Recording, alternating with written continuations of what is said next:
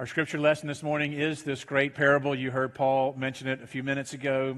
This wonderful story of not just a prodigal son, but not just a hypocritical brother, but really the son and the brother's father. From Luke 15, starting in verse 1, read 2 verses, and then we'll skip to the main parable itself.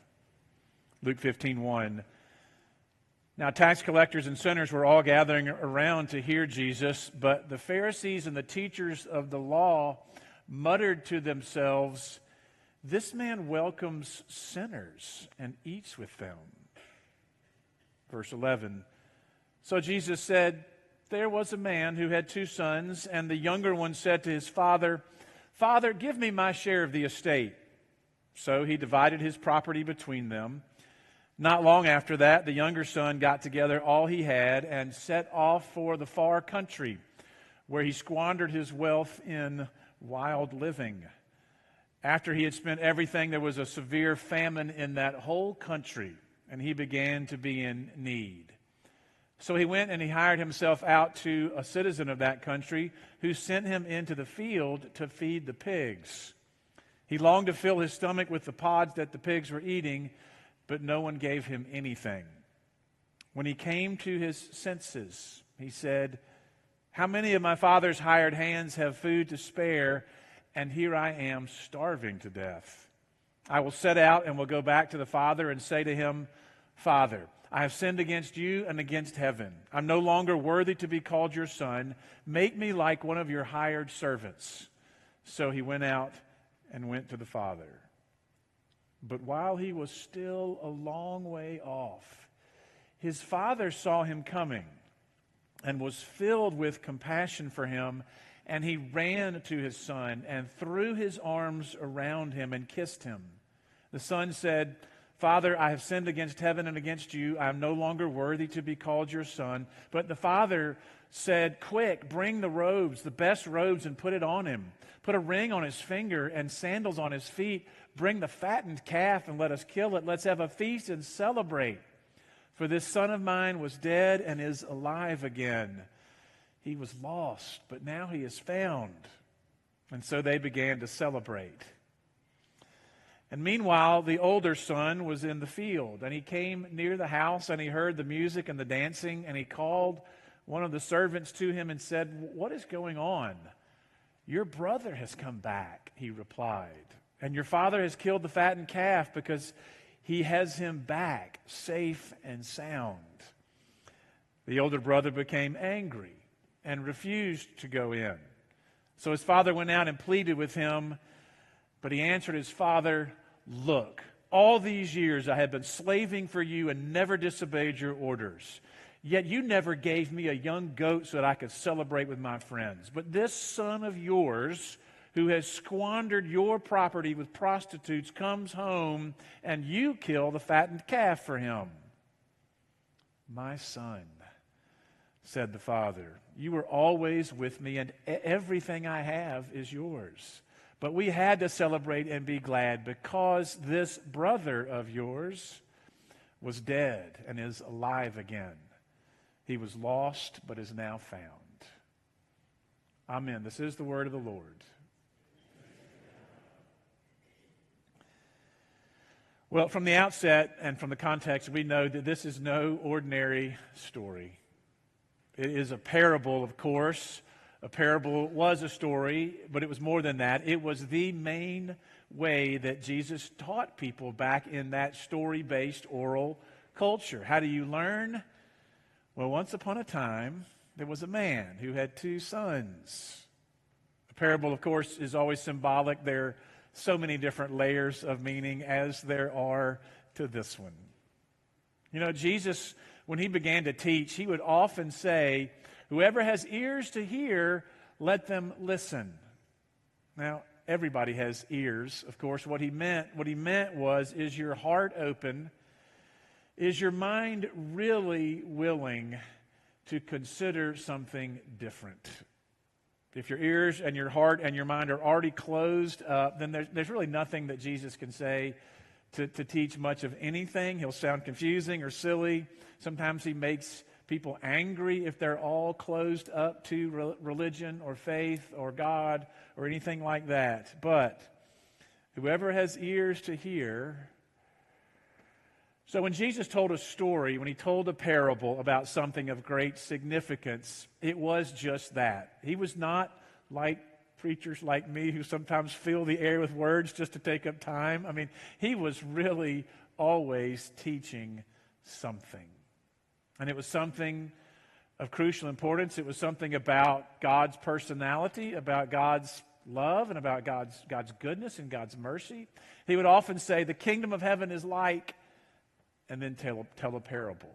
So it was always something of such importance. They always reveal God, especially these parables that are told on his way to Jerusalem.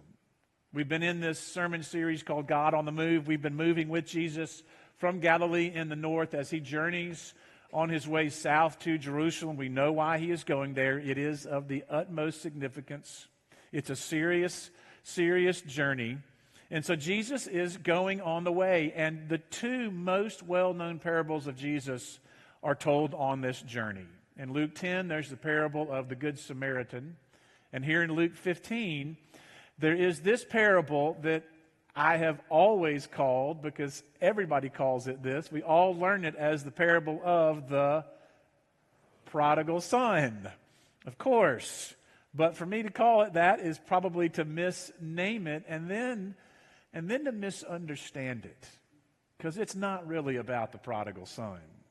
It's not about the partying younger son who is just so woefully ungrateful, so wasteful. I mean, yes, there are many people who have been rescued from a life of self-destruction, of a life of like the prodigals. People have resonated with that prodigal. Maybe all of us have to some degree or another, but the story is not about the prodigal. Nor is it about the older brother. These are both supporting actors. Now, we come to find out later that older brother is just as alienated from the father as the younger brother. He's self-righteous and hypocritical and angry. But the story is really about the character and the personality of the father. It's about his relationship with these two sons. Both of them have such big problems that keep them from living the life that the father can provide. It's right there for them.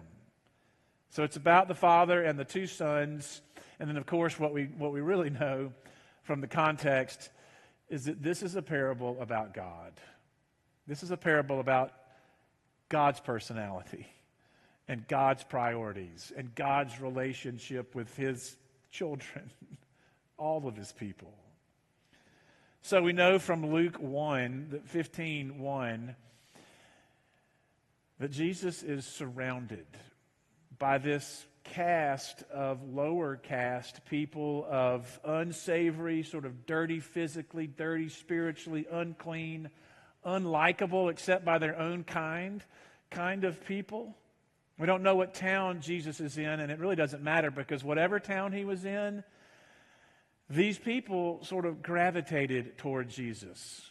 And not only did they gravitate toward him, but he would actually go and find them. He went out to find these people, tax collectors and sinners. And there is no group of people in the New Testament who is portrayed there. There's no one more conniving and more corrupt than these hated tax collectors. With Roman soldiers at their backs, with their swords facing the people, the tax collectors would charge what the Roman government demanded, and then they would crank it up a few percentage points for their own gain. They were helping the Roman government sort of bleed the people dry, and then they would try to squeeze a little more blood from that turnip as if the turnip had more to give. It was such a corrupt system. It was so oppressive. It kept the Roman Empire in charge, and it kept the tax collectors rich, and it kept the poor peasants still having to work so hard each and every day. It was just ruthless.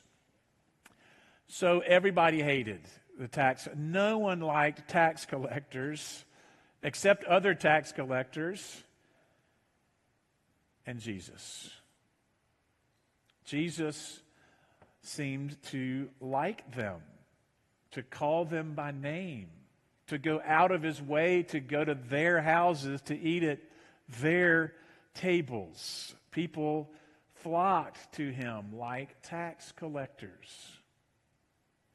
And then, like tax collectors, there's this sort of class of people in the New Testament who are known by the general term of, quote, sinners.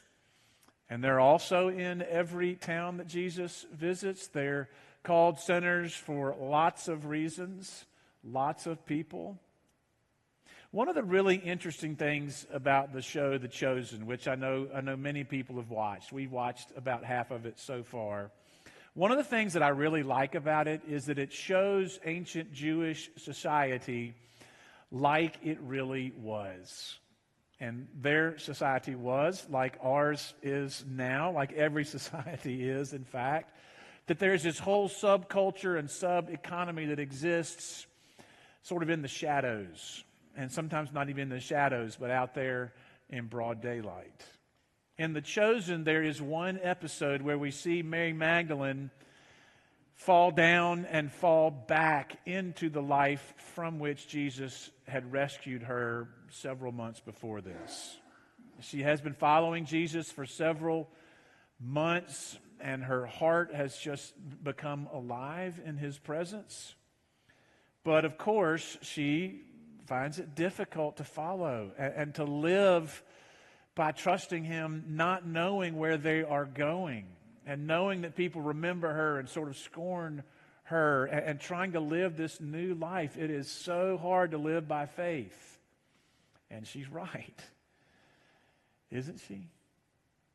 Isn't it hard always to live by faith and to trust God and to not want to take over and control our lives, or especially not to fall back into some other former life or former habit or some other kind of way of being that just pulls us away from God?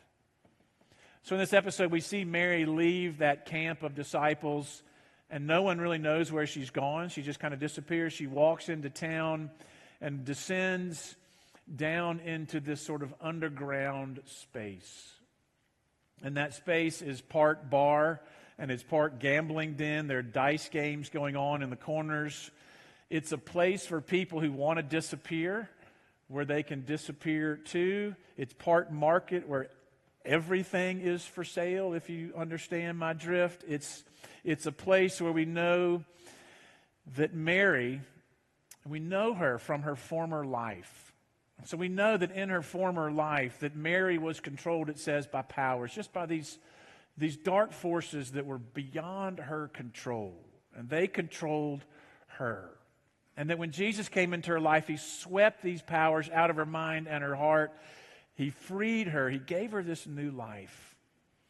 But here is this painful scene where Mary chooses what she knows is not good for her, but she does it anyway. Like we all do. We human beings, we have such a strange way of doing something with our freedom, because we choose not only to choose for good, but we often choose in ways that we know are not good for us. We know they're self-destructive. We know that they're harmful for us usually, or harmful for people around us. It's not rational. It doesn't make sense. But we do it anyway because we sin. And that's the very definition of sin, doing something that doesn't make sense, that we know will harm us or somebody else, and yet we do it anyway. Sometimes we can be our own worst enemy. We just are. And so here in Jesus' day is this whole underclass of people who are called, quote, sinners, and they have given up on religion. They've given up on their Judaism. They've stopped making sacrifices in the temple to atone for their sins, if they ever had done that in the past, maybe never. They cannot live up to, because no one can live up to, these high demands of the righteous life of the Pharisees, and all of these laws and all this structure, dietary laws, cultural expectations, social mores defined by them in this sort of good and religious society. And so they're called the sinners. And the good people steer clear of them, except for one, except for Jesus. He doesn't steer clear of them. He steers his way right into them. Right into them all the time. He had no problem being around people who were spiritually unclean. In fact, he loved them. He loved them, which shocked them because no religious leader had ever loved them like that. It shocked everyone else, especially people in the good and religious society. Sinners, prostitutes, gamblers, thieves, backsliders, dropouts, failures, addicts, all of these hopeless people had finally met someone who had hope in them. Jesus loved them. He brought out the best in them. They didn't feel unclean in his presence. He put his hope in them, so people like Mary put her hope in him, and all the tax collectors and all the Marys and all the sinners suddenly found someone who had changed their lives. So Jesus looked at all these tax collectors and sinners, the ones the Pharisees are muttering about, and said, "Once upon a time, a man had 2 sons." Now, it's not lost on anyone that Jesus is telling this parable about them, the people who were there, the sinners who have wandered so far away into the far country and lost what is good, and those who have stayed very close to home and who consider themselves good, but who are also very angry. Due to the customs of the day, the younger brother knew that eventually his inheritance might be as much as 1/3. The older brother would receive 2/3, and so the younger brother wanted his 1/3, and he demanded it from the father. And so the father has to break up his own land. He has to sell 1/3 of his own property to give his son his inheritance, and under no obligation to do so, but he lets the son choose his own destiny. Just like God doesn't compel, God lets all of us choose our own destiny. And so the son chooses to go far, far away, as far away from home as he can possibly go. However much money he had, it eventually ran out, and what was spent on what my Bible version I read calls wild living. It doesn't take much of an imagination to know what that is about. The older brother names it later. I was very interested during the children's sermon. Paul had on his iPad a screen of the pictures of the different segments of that story, and I was curious to see when it came to the wild living what the screen was going to have on it. And it was very child-friendly in this version. Thank you, Paul. Visual aids help every now and then, so just imagine what that might be like in your own mind's eye. You know, for so many people, it does take hitting rock bottom before common sense kicks in. It just does. Many of my friends in recovery have told me over the years that they would just keep denying and denying and denying their need for help until it was almost too late, until they hurt themselves or hurt somebody else or got arrested. Until then, they just wouldn't listen. I'm speaking tomorrow night at one of those friends' recovery groups that he runs, and it's for young men in their 20s and 30s who have been living the prodigal's life for most of their life at this point. And something has caused them to enter this program, maybe to regain their senses, but even more than that, to regain the life that God intends for them and for all of us to live. The younger son hits rock bottom, starving to death, realizing how much better it would be better to be a servant at home than to be starving. So he makes his way out there, just practicing the whole time his story, to try to convince his father. He's just practicing that story the whole time. But while he is still far away, and the text implies that the father is constantly scanning the horizon, anxiously hoping for the younger son to come back home. And the father sees him, and he defies all standards for dignity in that day and age for older men. And he has to hike up his robes, and he sprints out to the younger son and embraces him and starts kissing him. And the younger son is trying to rehearse that story, saying, Father, I know I'm not worthy of you. Father, stop. Come home. Welcome home. Kill the fatted calf. He orders a party to be thrown for this younger son. He embraces him because now he is alive again. Now, this is an act of unreal extravagance. I mean, there's no repayment plan worked out between father and son, no walking the line, no walk of shame, no public humiliation. A public, joyful exaltation happens instead. Music and dancing, because this lost child has come home. Now, I wonder how many sinners listening to Jesus got the point. They probably all did, because they felt so at home in Jesus' presence. But I have a feeling all of the Pharisees understood. They got the point, which is why they were so angry with Jesus. And then when he continues the story, they got even angrier, because the rest of the story is about them and their hypocrisy. The older brother is so incensed that the father throws this reckless and sinful little brother a party that he refuses to go in. So what does the father do? He approaches, he goes out to the older brother to plead with him. The older brother, the rule follower, the hard worker, the responsible one who stays home and does his duty, the one who receives all the time, the one who has a right, he believes, to judge the irresponsible younger son and to condemn him to this life of hardship, just some way to show his contrition. Throw a party? No way. And then the older brother reveals his character also. He's angry. He's angry about grace. He's angry about forgiveness, angry about the father's love.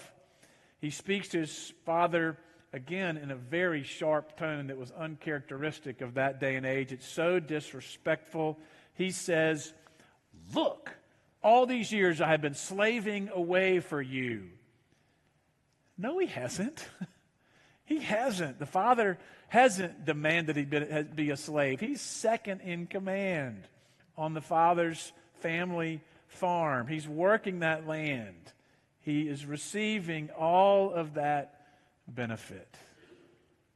In this incredible book called The Prodigal God, Tim Keller, and this is really the book that put Tim Keller on the American Christianity map in the 2000s. In this book, The Prodigal God, Keller examines the older brother's heart as well. And he talks about how the older brother also, in a more subtle way, but how he is also so far away from being in the right, that he has undergone his own journey into the far country because he is using his sense of duty and propriety and being right and doing right as a way to distance himself from God and God's love and mercy. This older brother's religion is about condemning others and not loving the Father or loving others. Doing his duty was a way for him to move away from God into his own far country. The older brother shows how someone can be doing all the right things externally, but still have a heart and a mind far, far from God. At least in the end, the younger brother comes to his senses. We have no idea about the older brother. The parable just ends there with him stewing in his anger and resentment. Friends, the more I examine myself, which is what this season of Lent is all about, it's about the season truly of examination and of self-reflection and understanding. And the more I examine my own heart, and the more some of you share your lives and your stories with me, the more I come to understand that there are two types of people in the world. Sinners and hypocrites who don't want to acknowledge that they are sinners, that we're all sinners. I am both. most of the time. I am both. Everybody is like the prodigal. We've all had those prodigal moments where we've made choices that have taken us away from God's goodness and God's will, gone off to some far country, and by God's grace we come to our senses, hopefully. Everyone also is like the older brother, that we can all be judgmental from whatever perspective we own and look at the world from. Everybody is judgmental and angry and hypocritical toward those they deem as wrong or unworthy or immoral. We are all the younger brother in our choices and in our sin, and we're all the older brother in our hypocrisy, all at the same time. So during this Lenten season, do you and I have ears to hear? And do we have a heart open enough and a mind willing to consider Jesus' call to all of us, and to consider Jesus' invitation into the life that he truly wants all of us to have? Can we come to our senses? Can we realize how good it is to be at home with God? And can we recognize our own hypocrisy and anger toward those that we disdain? Can we let God wash all of that also away from us during this Lenten season? Can we hear this parable in maybe a new way? This parable of a gracious and loving Father. Whoever has ears to hear, let them hear. Amen.